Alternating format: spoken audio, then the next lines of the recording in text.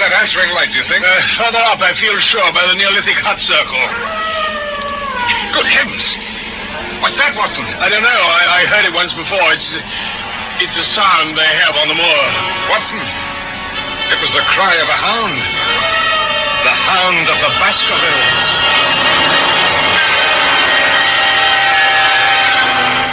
Even to this day, I tremble when I recall those words. My name is Watson, Dr. Watson, and it was my privilege to share the adventures of Sherlock Holmes. I'll just refresh your memory on events so far, and then we'll tell you what happened next concerning the Hound of the Baskervilles.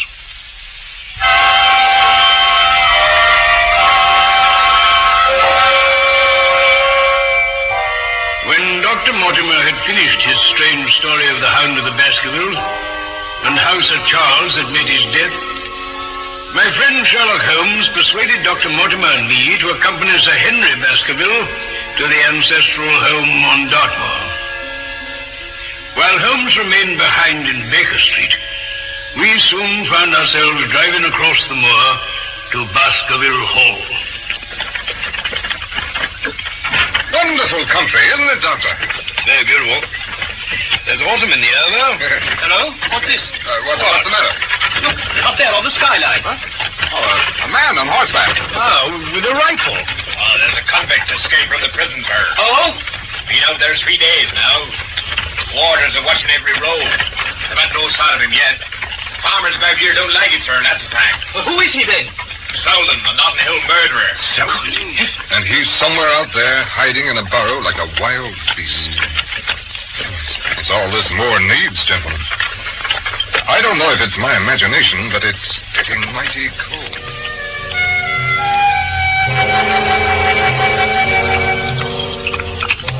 Welcome, Sir Henry. Welcome to Baskerville Hall. Thank you. You are Barrymore, I take it? I am, Sir Henry. I see. Doctor, will you stay for dinner? No, thank you, if you don't mind. My wife will be expecting me. I'd stay to show you over the house, but Barrymore will be a better guide than I. Very well. Perkins. Perkins, take Dr. Mortimer on with you. Au revoir, then, Doctor, and thank you for all the help you've given.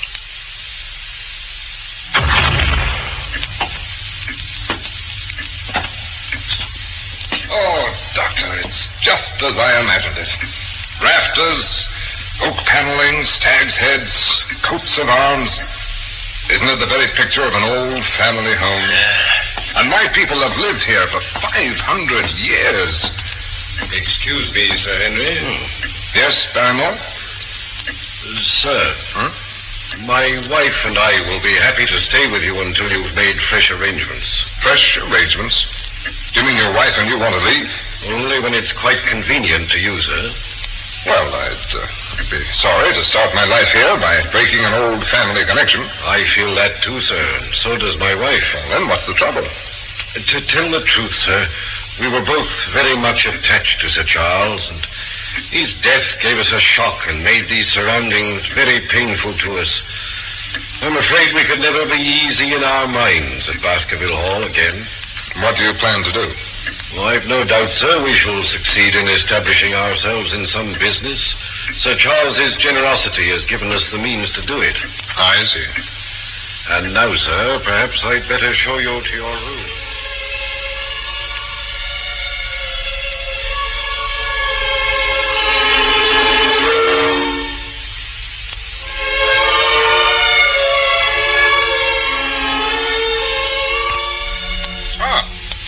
Good morning, Dr. Watson.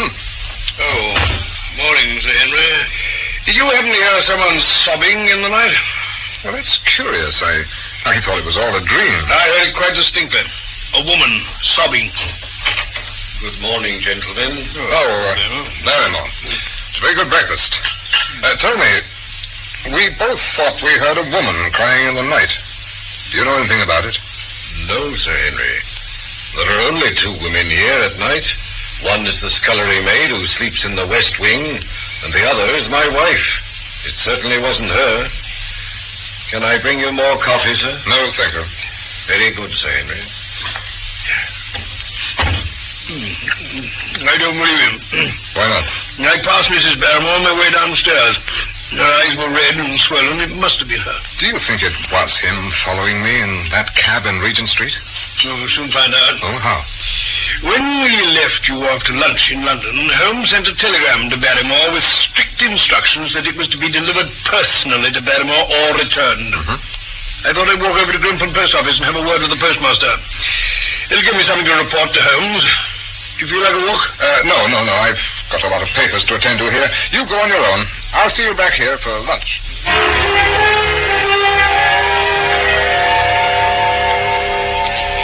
See what you're querying, sir. My boy took the telegram and gave it to Mrs. Barrymore. Why not to Mr. Barrymore himself, as instructed? He was up in the loft at the time. Did anyone see him? Well, surely his wife ought to know where he is. He got the telegram, didn't he? If there's any mistake, it's for Mr. Barrymore to complain. Yes. Excuse me, but isn't this Dr. Watson? Yes, but I don't think I have... Allow me to introduce myself.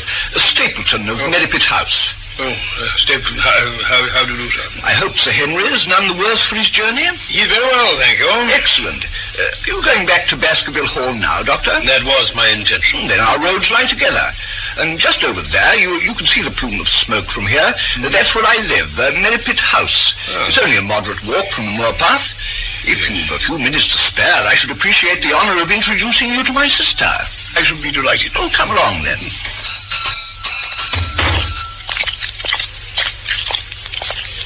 It's a wonderful place, the moor. Never tire of it. You can't think what secrets it contains. You know it well, then. I've been here 2 years. The residents call me a newcomer, but my tastes led me to explore every part of the country round. As you can see, I'm a naturalist. Some of the locals laugh at my butterfly net and this tin I always carry with me. You're a Lepidopterist. So, although I've only recently come here, I should think there are few men who know the moor better than I do. But is it so hard to know? Very hard. For instance, you see that great plain to the north with the hills behind it? That is the great Grimpen Mire. A full step there means death to man or beast. It's dangerous to cross, even in the dry seasons. But after these autumn rains, it's an awful place. Yet I can find my way to the very heart of it and come back alive. But why should you want to go to such a dreadful place? Well, you see the hills beyond? There are really islands cut off on all sides by the mire, which just crawl round them in the course of years. I see, yes. That is where the rare plants and butterflies are. There are 1 or 2 paths that an active man can take. Well, I'll try my luck someday. For God's sake, put such an idea out of your mind. You wouldn't have a chance. It's only by remembering very complex landmarks that I can do it. Good heavens, what was that? Queer place, the moor. What is it, man? The peasants say it's the Hound of the Baskervilles calling for its prey. It's the weirdest thing I ever heard in my life, and even in India. Yes, it's rather an uncanny place altogether. Look at that hillside. What do you make of those circular rings of stone? What are they? Sheep pens? No, they're the homes of our worthy ancestors. It's quite a town. When was it inhabited? Neolithic man. No date. Oh, excuse me. Did you see that butterfly? It's a cyclopedes. Very rare. You scarcely ever see them in autumn. I must try and get it. I say, Mr. Stapleton, do be careful. You tell me how dangerous it... Well, I suppose he knows what he's doing. Sir. Good heavens, I didn't hear it. Go back. Go straight back to London. Why should I go back? I can't explain, but for God's sake, do what I ask you. Go back and never set foot on the moor again. But I've only just come. My brother's coming back. Not a word of what I said. Would you mind getting me that orchid among the mare's tails? We're very rich in orchids on the moor, though it's getting rather late for them. Beryl? You've introduced yourselves, I see. Yes, I was telling Sir Henry that the orchids are nearly over. That's not Sir Henry Baskerville. No, only a humble commoner. I'm his friend, Dr. Watson. Then we've been talking at cross purposes. Why, you hadn't very much time for talk. I talked as if Dr. Watson were a resident instead of just a visitor. It can't matter to him whether it's early or late for orchids. So, never mind. Do please come and see Merripit House, Doctor. No, really, thank you. I promised Sir Henry. It must be a pleasure deferred. Au revoir, Dr. Watson. Goodbye, sir. Come, Beryl. My dear Holmes, I've waited until tonight to finish this letter to you, as I did not wish to arouse Henry's curiosity or alarm. I mentioned to him that I'd met the Stapletons, but not that she had whispered to me this strange warning, thinking that I was Sir Henry myself. Stapleton, I learned, was a schoolmaster in the north whose school was running well till an epidemic killed 3 of the boys, and they never recovered from the blow. Sir Henry's in excellent spirits. We've been sitting over the fire and talking, with the portraits of the Baskerville ancestors looking down on us. It's now nearly 2 o'clock in the morning. Who's that? Sir Henry. Anything wrong? I'm not sure. There was a creaking in the passage outside. I saw a candle and a shadow. Well, let's go and see. Yes.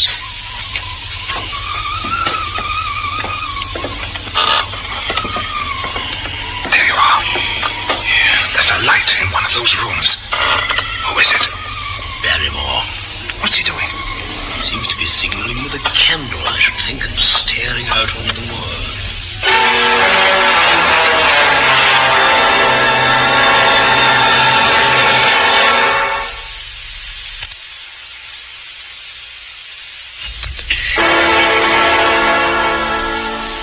My dear Holmes, little more of consequence to report this morning. No more nocturnal wanderings. And today, Mr. Stapleton and his handsome sister are joining us for luncheon with Dr. Mortimer. Good evening. Dear Holmes, a new complication. If we had not enough, Sir Henry has shown an obvious attachment to Mr. Stapleton's sister. This was clear enough at our first luncheon party, of which I wrote to you earlier, and equally clear was Mr. Stapleton's hostility. Now the thing has moved further. A meeting on the moors between Sir Henry and the sister, interrupted with angry words by the jealous Mr. Stapleton. Otherwise, nothing, but we listen every night for Barrymore to repeat his strange behavior.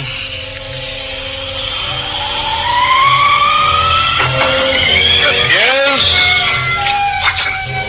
He's come to that room again. I'm going to challenge him. Bring your revolver. Very well.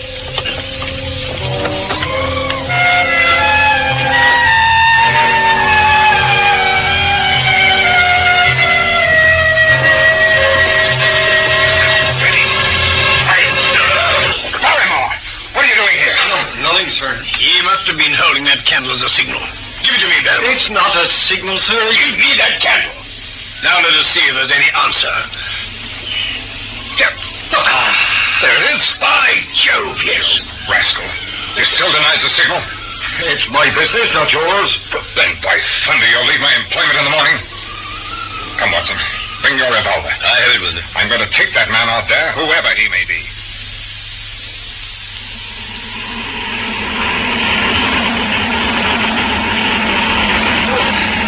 This is bitter wind, Watson. Now, where was that answering light, do you think? Further up, I feel sure, by the Neolithic hut circle. Good heavens. What's that, Watson? I don't know. I heard it once before. It's a sound they have on the moor. Watson, it was the cry of a hound. The Hound of the Baskervilles.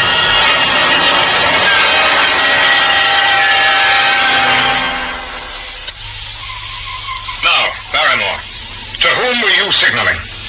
Dr. Watson and I go out onto the moor and find some filthy remnants of food and shelter. Who left them there? Don't ask me, Sir Henry. Don't ask me. I give you my word, sir. It's not my secret. By thunder, Barrymore. Aren't you ashamed of yourself? Your family has lived with mine under this roof for over 100 years. And here I find you deep in some plot against me. No. No, sir. Not against you. Mrs. Barrymore, why have you come here? Oh, let me speak. It's my doing, Sir Henry. He's done nothing except for my sake. I asked him to do it. Well, speak out then. What does it mean? My brother is starving out there on the moor. Your brother? We can't let him perish at our very gate, sir. Our light is a signal we have food for him. Then your brother is... The escaped convict, sir. Selden. The criminal. It's incredible, isn't it? My true Barrymore? It is, Sir Henry, every word of it. Well, I can't blame you for standing by your own wife, but you must see the man's a public danger. In a very few days, sir, he'll be on his way to South America. If he can only lie quiet till the ship's ready for him.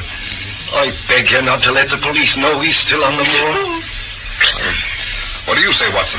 Well, if he were safely out of the country, it would relieve the taxpayer of a burden. Yes, that's true, I suppose.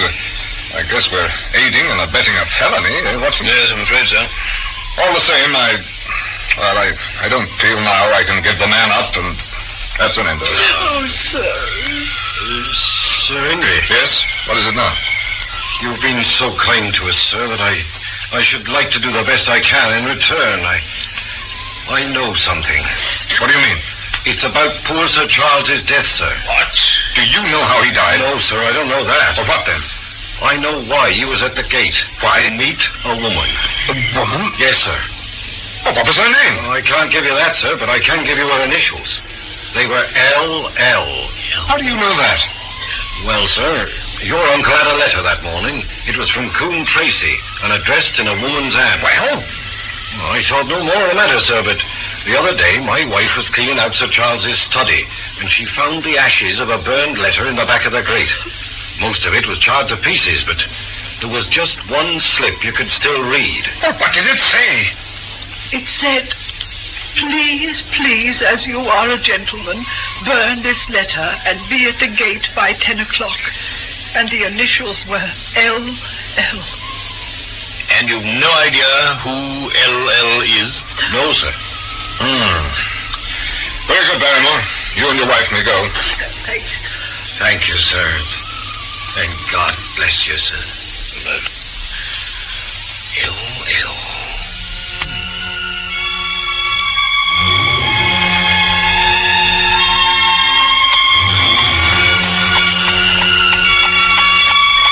Good day, Doctor. Dr. Mortimer. Hello.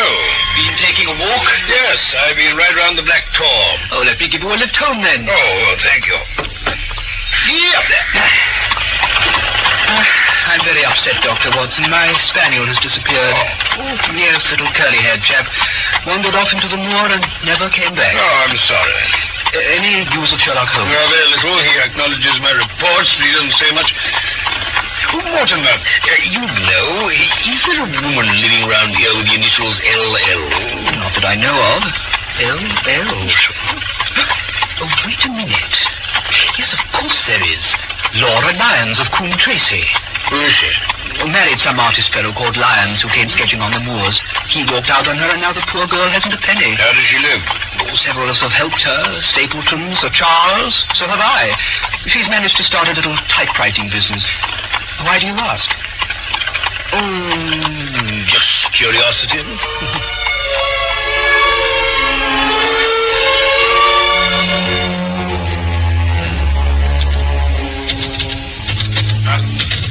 Mrs. Lyons? I don't think we've met, Mr...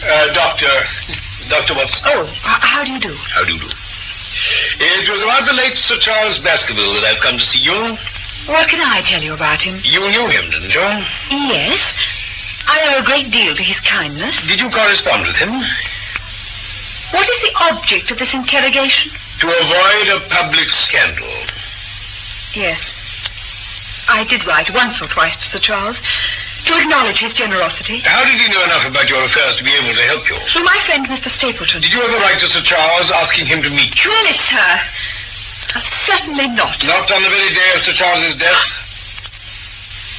No. Surely your memory deceives you. Didn't you write, please burn this letter and be at the gate by 10 o'clock? Yes. I believed that if I could see him, I could gain his help. Well, what happened when you got there? I never went. Mrs. Lyons. I swear it on all I hold sacred. Something intervened to prevent my going. What? You probably know that I made a rash marriage and have had reason to regret it. Yes, I've heard something of the kind. My husband has made my life one incessant persecution. Oh, dear. I'd learned that there was a possibility of regaining my freedom if certain expenses could be met. And I thought that if Sir Charles heard the story from my own lips, he might help me. Then why didn't you go? Because I received help in the interval from another source. Then why didn't you write to Sir Charles and explain? I was going to. Then the next morning, I heard that he had died.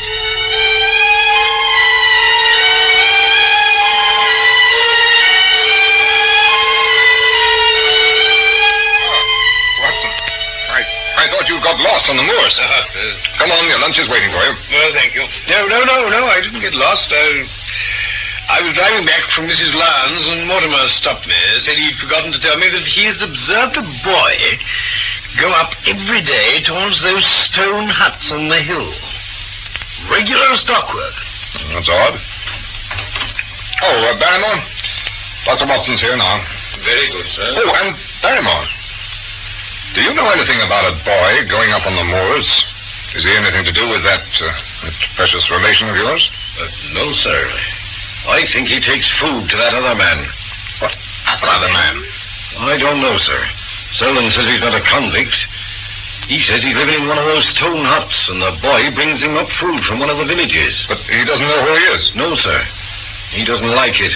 Neither do we, sir, I can tell you. Waiting for something, he seems to be. There's foul play somewhere, sir, I'll swear it. Who on earth can it be? Do you think it's that same fellow who was following you about in London? Ah. I better send a report by telegraph. No, I'll do better than that. I'll go up onto the moor this evening. Oh, I'll come with you. No, I can't permit it. Huh? That was Holmes's last word to me. Keep him off the moor, especially after dark. And it'll be close on dark by the time I get there. But, my dear fellow... Don't worry, I'll take my revolver. Oh, I can look after myself. Do you realize, Sir Henry, this fellow may be the key to the whole mystery? He gave us the slip in Regent Street thanks to his handsome cab. Well, he won't do it up there. Who knows? For once I may succeed where even Holmes has failed.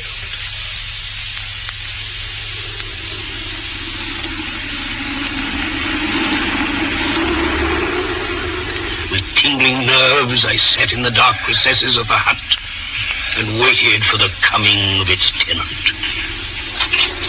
Then, at last, I heard it. At last.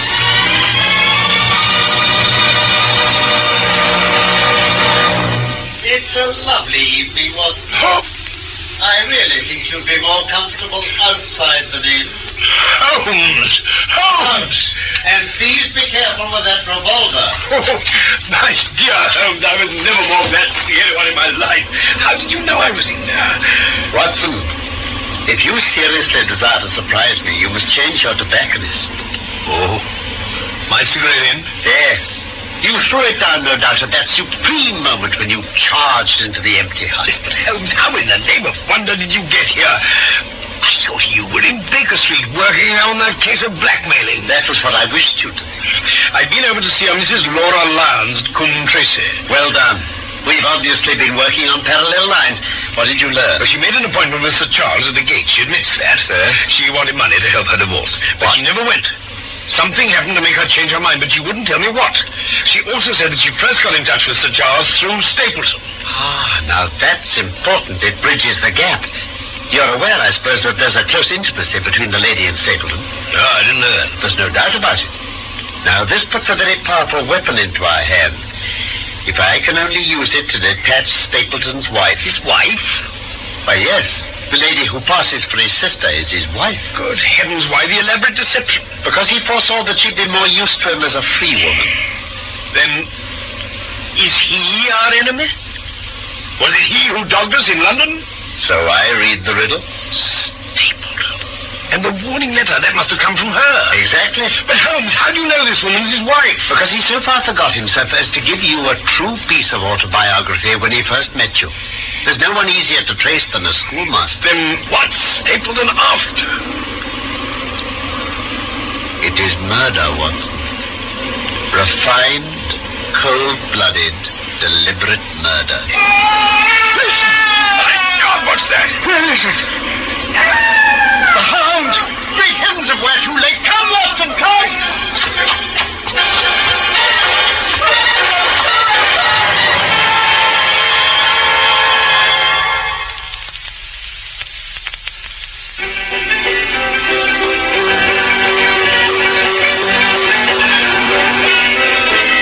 The Baskervilles is one of the most famous stories of Sherlock Holmes from the inspired pen of Sir Arthur Conan Doyle. We are presenting it in 3 parts, and you have just heard part 2. My name in real life is Norman Shelley. My old colleague, Carlton Hobbs, played Sherlock Holmes, and I was Dr. Watson. Felix Felton wrote the script for this BBC production from London. I look forward to the pleasure of your company again very soon for part 3 of The Hound of the Baskervilles.